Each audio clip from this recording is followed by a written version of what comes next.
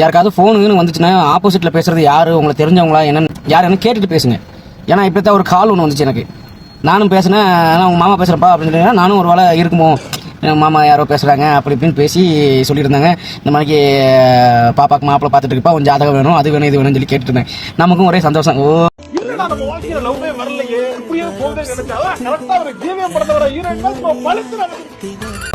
மாமா பொண்ணு என்னடா திடீர்னு இருந்தாலும் கூப்பிட மாட்டாரு. இப்போ எந்த மாமான்னு சொல்லி கேட்டால் சங்கடமாயிரும், பொண்ணு கொடுக்குறேன்னு சொல்லிக்கிறான். நம்ம பாட்டு ஏதாவது தேவையில்லாமல் பேசி கெடுத்துட்டு கூடாதுன்னு சொல்லிட்டு நானும் சரி மாமா நான் அப்பாட்ட கேட்டு அனுப்புகிறேன், வீட்டில் கேட்டு அனுப்பி விட்றேன் அப்படி இப்படின்னு பேசிக்கிட்டு இருந்தேன். அப்பா வந்து இப்போதான் ஊருக்கு போயிட்டு இப்போதான் வந்துருக்குறோம். அதனால என்னப்பா ஊரில் எதாவது விசேஷம் அப்படின்னு இப்போதான் கோயில் ஃபங்க்ஷனுக்கு வந்தோம்லப்பா, கோயில் ஃபங்க்ஷன் எங்கே சொல்லவே இல்லை அப்படின்னு.